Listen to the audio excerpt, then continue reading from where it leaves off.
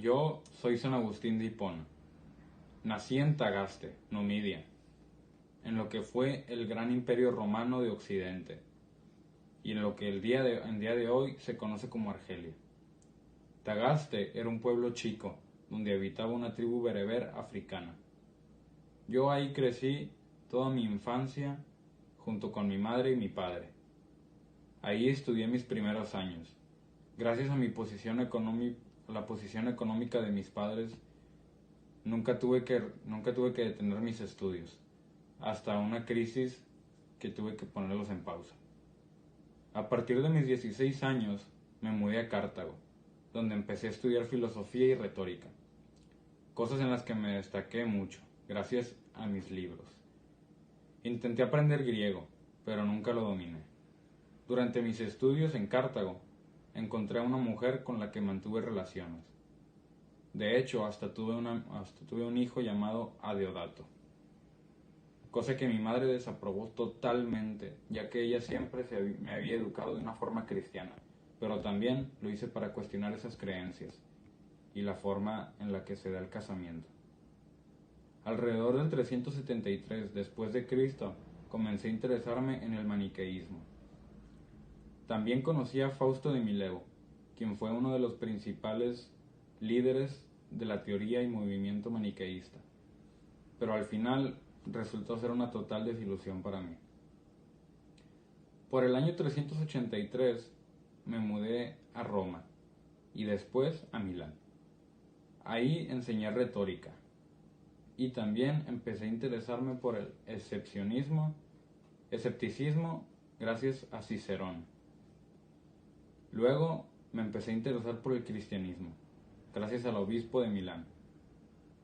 En el 383 me regresé a Tagaste, donde fundé un monasterio que permaneció activo hasta el 391. En ese mismo año me mudé a Hipona, y ahí fue consagrado como sacerdote por Valerio, quien fue el obispo de Hipona. Entonces, ahí, gracias a influencias de Hipona y por prestarme terrenos, monté otro monasterio y continué con mis actividades filosóficas y religiosas. En el 396 fui nombrado obispo auxiliar, para tiempo después llegar al puesto de obispo tras la muerte de Valerio. Durante el 397 y el 398 escribí y terminé el 11º capítulo de mi libro Confesiones, que tenía 13 volúmenes. En él hablo del tiempo, que se resumía en el pasado, presente y futuro. También hablé de la creación. En este libro explico que en un hipotético caso de que alguien llegara y me preguntara ¿qué es el tiempo?, yo no sabría qué responder. Pero si nadie me pregunta, sí sabría lo que es. En este libro explico lo que pienso. Y yo pienso que si nada pasase, no habría pasado. Si nada sucediese, no habría futuro. Y si nada existiese, no habría presente. Pero si el pretérito ya no es, y si el futuro todavía no es, entonces ellos dos, ¿qué son?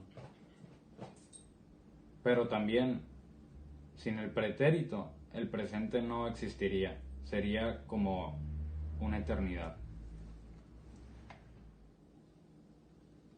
Porque si te pones a pensar, para que el presente pudiera ser tiempo, necesitaría del pasado. Con esto llego a lo siguiente. ¿Cómo puedo decirles que existe el pasado cuya causa o razón de ser está en dejar de ser? De tal modo que no podemos decir con verdad que existe el tiempo, sino en cuanto tiende a no ser. También explico que el tiempo es la medida del movimiento y que surge junto con la creación. O sea, Dios lo creó y Dios es anterior al tiempo. En total escribí unos 232 libros y unas 93 obras. que abarcan temas tanto filosóficos como religiosos. Ya para los tiempos del 430, en los que el Imperio Romano ya estaba en decadencia, vándalos de Gensérico sitiaban Hipona. Mientras que eso ocurría, yo morí. Mi cuerpo fue trasladado a la Basílica de San Pietro, Inciel d'Oro, donde estoy a día de hoy, desde el 725.